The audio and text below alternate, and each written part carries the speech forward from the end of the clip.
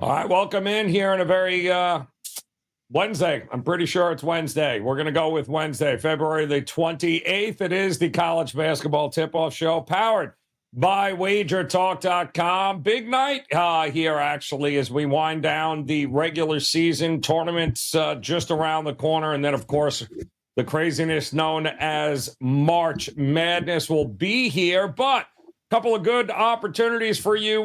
Take a look at some games here and find a couple of edges. We'll do that with three of the best here on today's show as we'll welcome in the one and only Adam Trigger in the house, as is Bryan Leonard ready to go. We got a special news here for Bryan Leonard we'll get to in a minute, as well as Rob Vino ready to go here, gentlemen, and kick off what's going to be a pretty good slate of games here tonight. We're going to start with the one and only Adam Trigger, because the game of the day is without a doubt taking place with American taking on the Army. It is standalone, and mostly because I think it starts in a couple of hours as well. So tell me what we're doing with American and Army here. Yeah, you're right, Joe. It's a standalone game. I'll get into that first. So, little Patriot League geography lesson real quick. American is in Washington, D.C.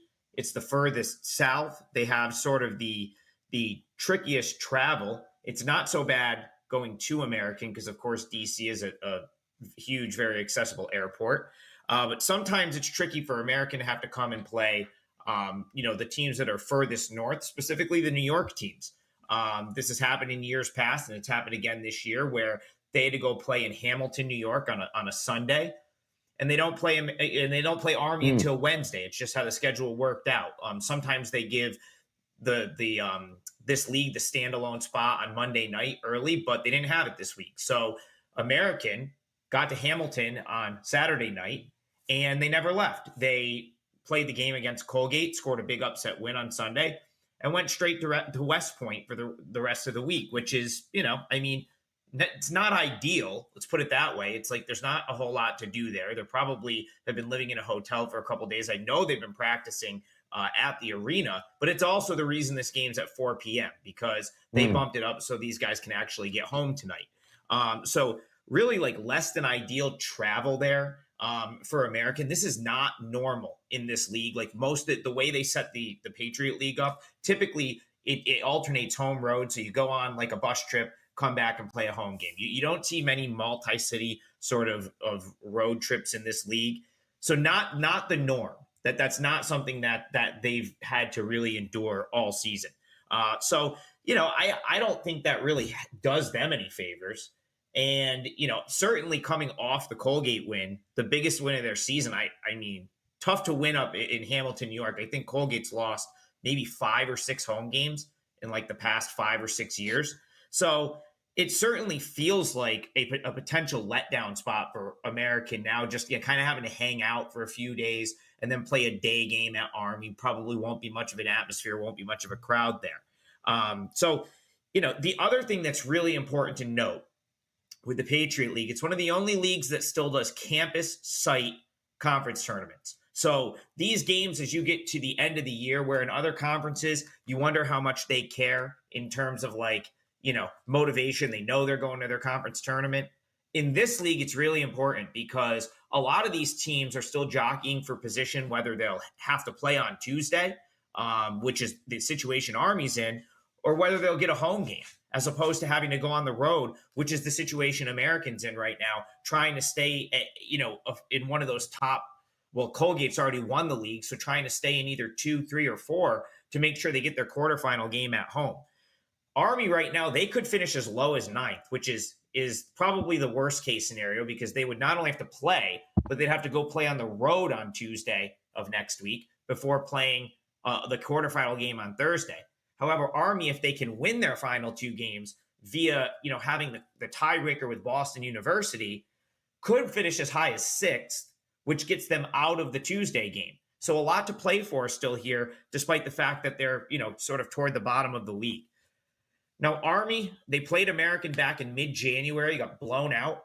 But I think it's worth noting that this team has come a long way since then. So got to remember, this was a total overhaul for Army. kind of an odd one at that, because Jimmy Allen had 7 pretty good years in charge of this program.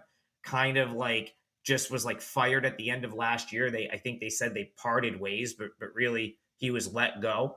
And pretty much the entire team sort of followed him out the door. So it's a very new team, virtually no identity earlier in the season, but they've kind of figured out, okay, like we've got this freshman in Josh Scovins that can play a little bit in the post. They've gone from a team that was just chucking threes up with sort of no direction the last time they played American to a team that kind of is figuring it out. This team won 4 straight games a couple weeks ago. They have since lost back-to-back games, but they still look a lot better. And they're scrappy on the defensive end. They are an improved team. I don't think they're a good team by any means, because there isn't many in this league, but they're a very improved team. And I believe Navy is the only team in this league that's given up fewer points in the Patriot League this year. So they've kind of, they've played decent defense, and they'll slow games down. They'll stay in games that way. American, surprisingly, not good at all defensively. This is a team that's played better. They upset Colgate over the weekend, but the only 2 teams worse on KenPom as far as defensive efficiency is concerned in this league is Loyola Maryland, who I believe is the worst team in this league, one of the worst teams in the country, and Holy Cross, who's dead last in defensive efficiency in the country. So American has given up some points, and that may help Army a little bit, who struggles to score at times. Basically, Joe, I wanted to touch on this game for a couple of reasons. One, it's the 4 o'clock standalone game. I know people want info on it. And 2, I just disagreed with the move from 2 to 4. I think this kind of got steamed and bet up because it's the only game, and maybe because American is a little bit healthier and just had their huge win over Colgate. But all the intangibles don't really do American any favors. I wouldn't be coming in at a bad number with American here. So I think if you're getting involved in the standalone Patriot League 4 p.m. Eastern game today, it's got to be Army +4 or nothing. I lean toward Army with the points. Yeah, that's it. Felt like a kind of a big move for a total at 121 and a half, too. That was a pretty big move there. But 4 o'clock Eastern time, couple of hours, guys, with American taking on Army to kick off the day's action.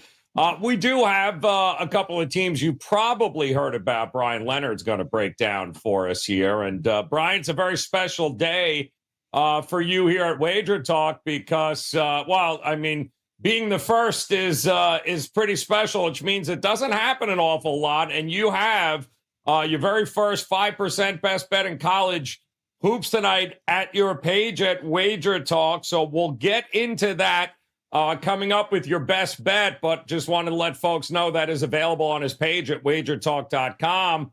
But you're going to break down the Johnnies taking on Butler, a little Big East action for us here tonight. Which way you looking in this one? If Patino wears the white suit, it's over, right? If he wears the damn Kentucky Fried, like Colonel Sanders outfit, we're all screwed at this point because he wins in that one. Well, speaking of outfits, I'd like to thank Rob Vino for not wearing his orange shirt today. I'm going solo today, and I have no plays on Syracuse. So, but we'll get back to the St. John's Butler game.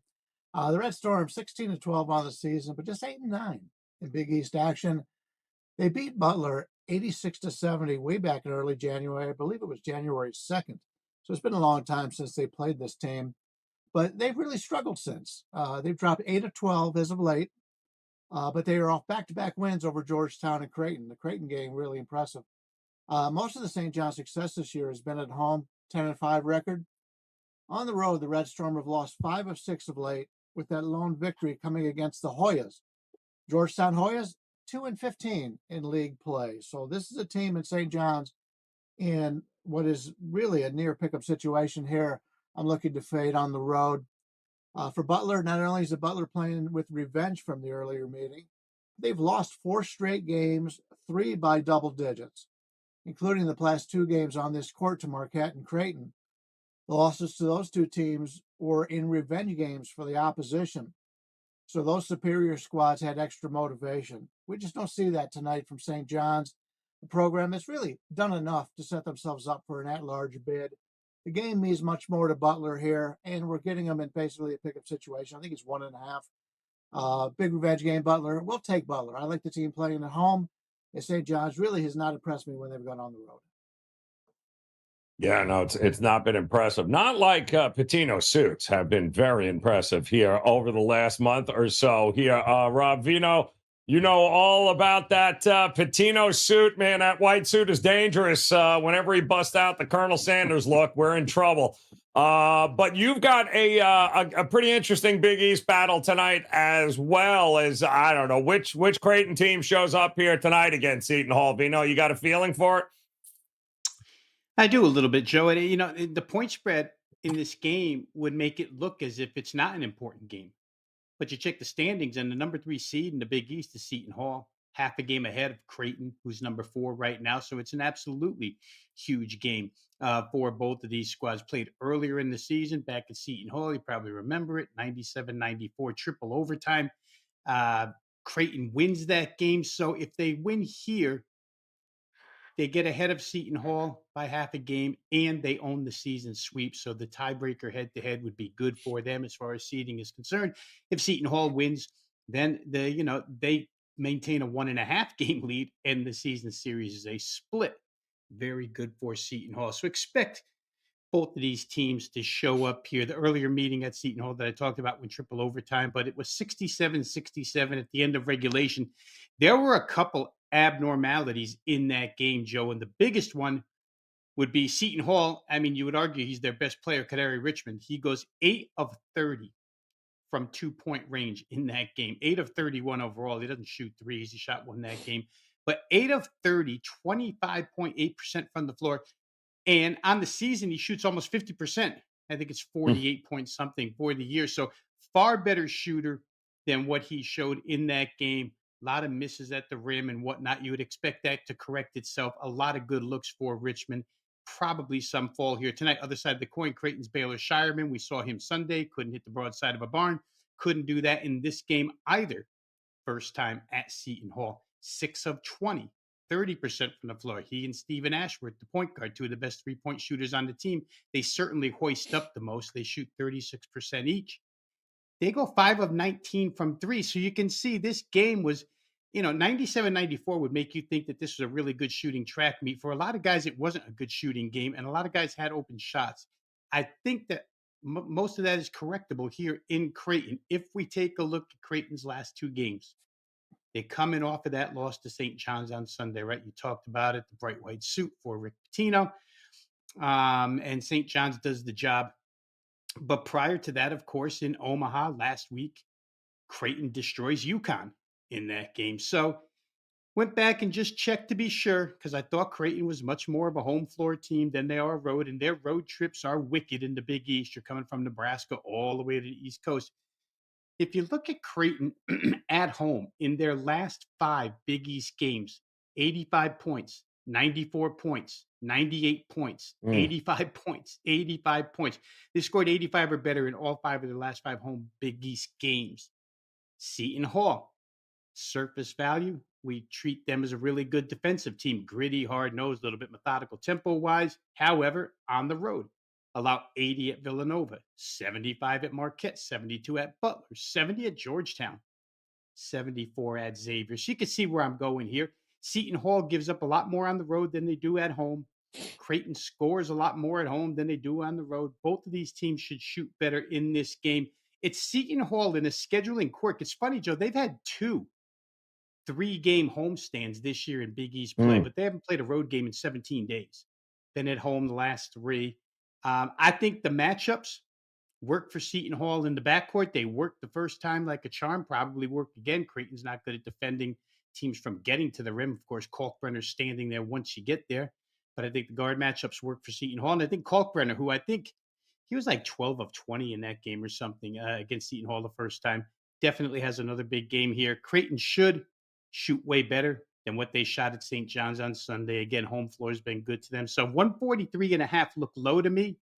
I could see something in the 76 to 70 range, which puts us up and over the total. So that's the way I'm going to play it. Big game breakdown, Seton Hall at Creighton over 143.5.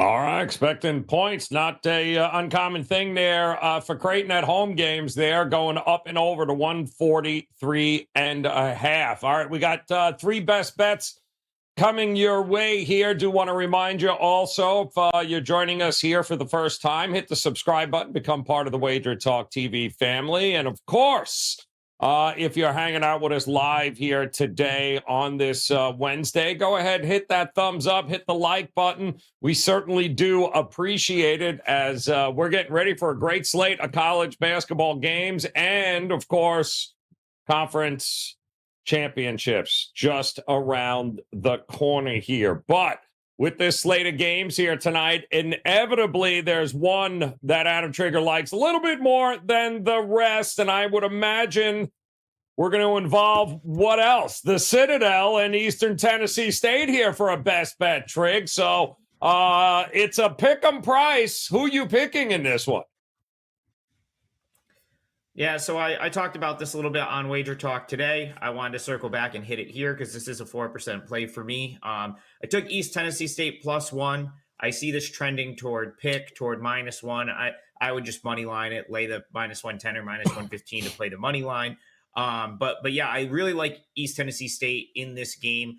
Just from a matchup perspective, I think this is one of the few matchups that really favors them, in my opinion, in this league. So these are two teams at the bottom of the league, right?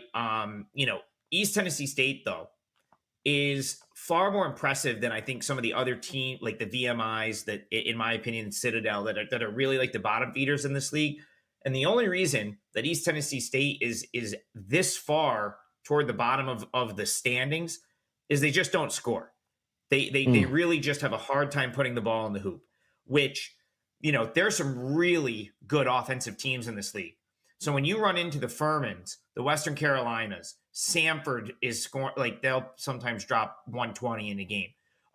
Greensboro, even Wofford, right? Like it's just tough. It's a tough matchup for East Tennessee because they don't score as well. But against a team like the Citadel, which I think they were favored here initially because they do have better offensive metrics and better numbers, but they're not significantly better offensively.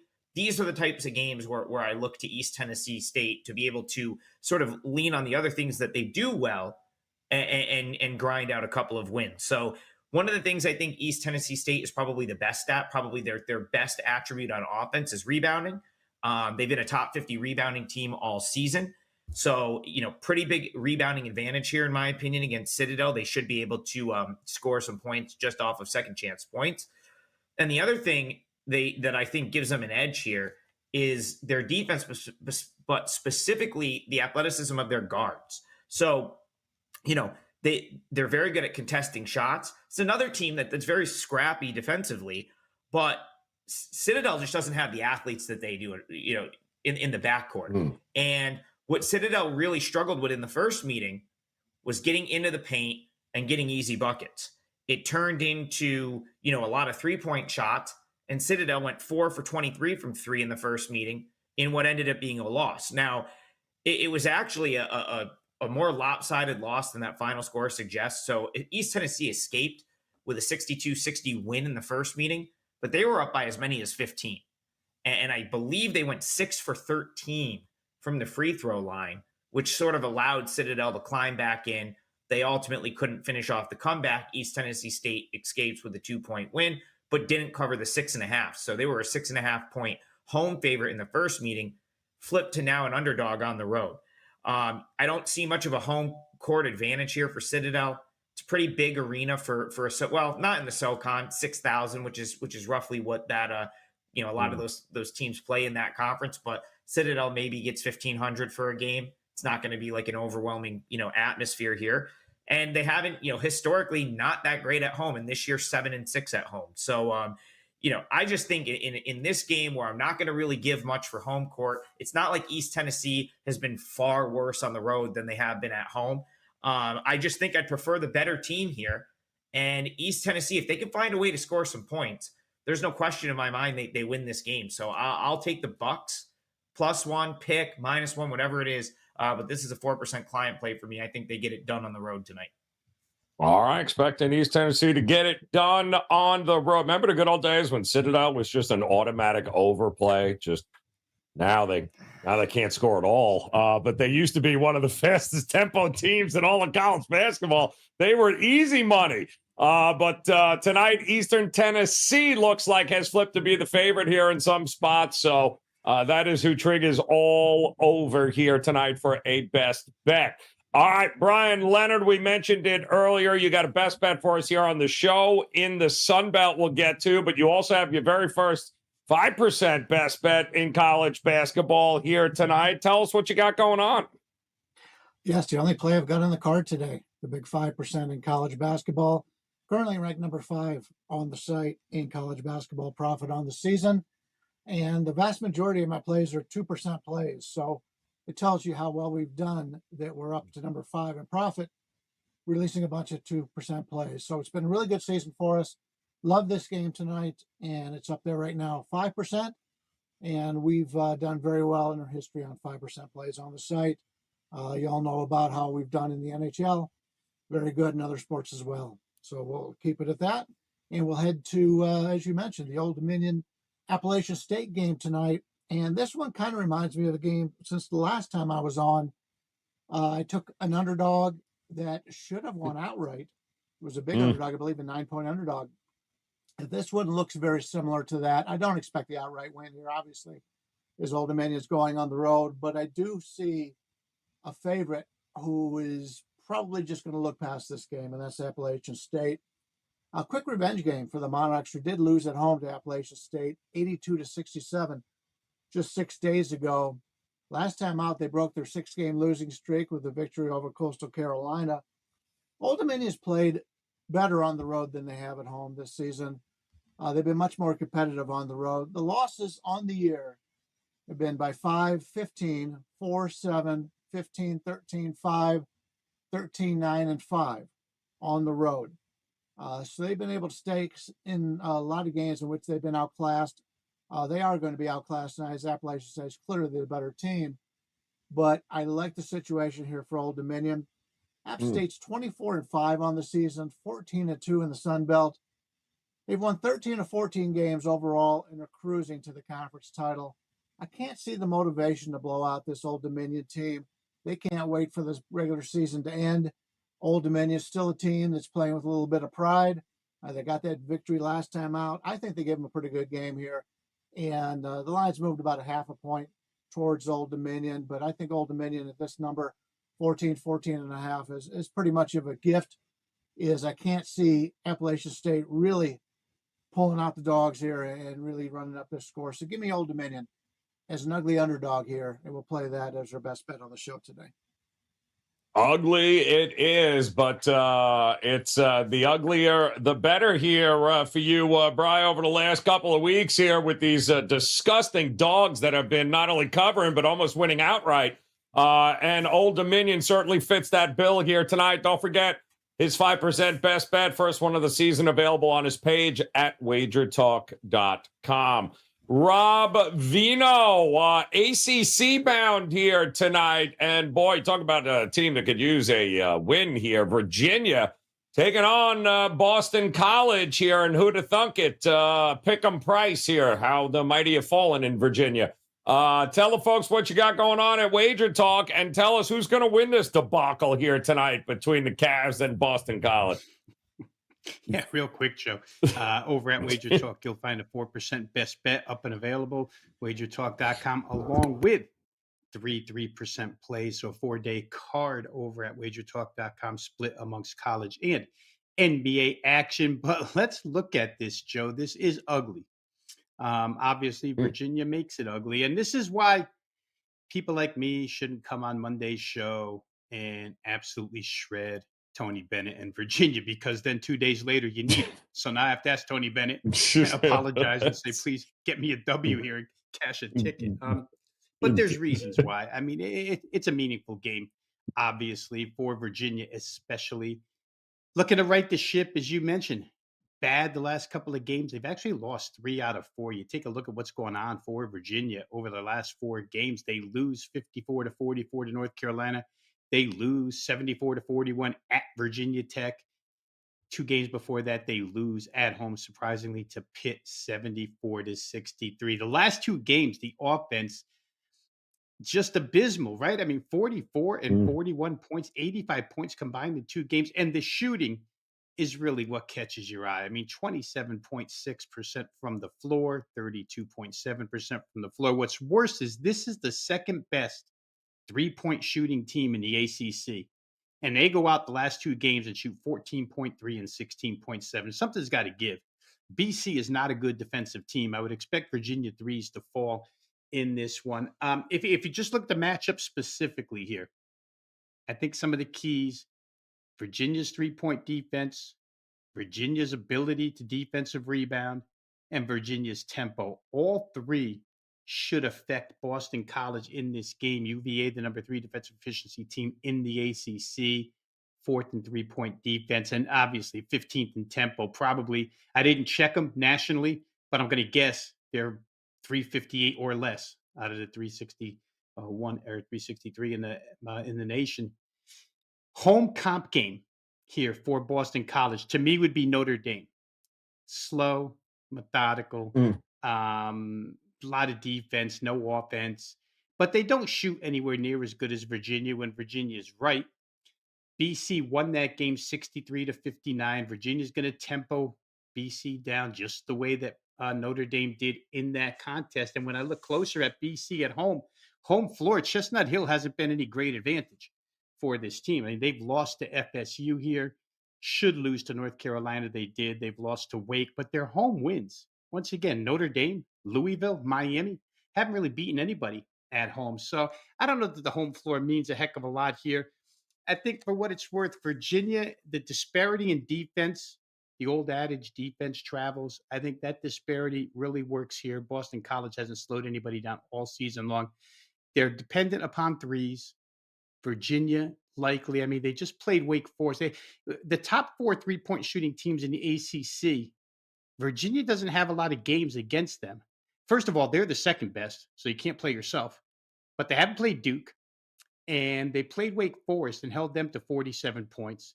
And now they're going to play BC, the number 4 team. I think they can do some damage defensively the way they did against Wake Forest. This game is pick. We're asking this team to win a game. They're a 20-9 team in desperate need of a win, so it's not like we're asking them to cover any spread.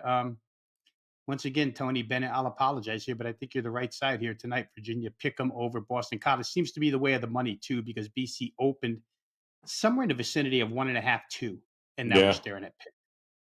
Yeah, Virginia, I think listed in one of the latest brackets there. I think in the first 4 in. Can you imagine that coming in on an 11 seed, Virginia, and that's who you got to play. But hey, if they can't shoot, that's the problem here. You can play as slow as you want. If you can't score points, you ain't going to win games. Look, they are definitely looking to get back on track here tonight against BC. And our friends over at the Gold Sheet, I believe they too have themselves a play of the day they're taking a look at. And this one's going to involve Missouri State taking on Illinois State. They're going to take the 4.5 here. In fact, Missouri State was a 6.5-point favorite in the first meeting, but Illinois State shooting below 30% in 3-point range. It's not great. Illinois State also bottom 25 in the country in tempo, which will certainly make it much harder for the Redbirds to create any sort of meaningful separation to get this thing covered. That is why our friends at the Gold Sheet, they're going to take a look here at Missouri State plus the 4.5 against Illinois State. And of course, great opportunities and write-ups and stats, all the data analytics you need over at goldsheet.com. Check it out, guys. Definitely a big source of knowledge there when it comes to, if you want to know what's going on in a certain game, check out goldsheet.com. And to recap it once again, Trig, ready to roll here tonight. He's got a 4% play. He's giving it to you. East Tennessee State +1 over Citadel. Get ready for that. Also, don't forget the early start. American taking on the Army coming up in just about an hour and a half or so. Vino's liking Virginia to get it done here, get back in the win column against BC. Brian Leonard, his 5% best bet, the first one of the season, is available right now on his page at WagerTalk.com. He's also going ugly.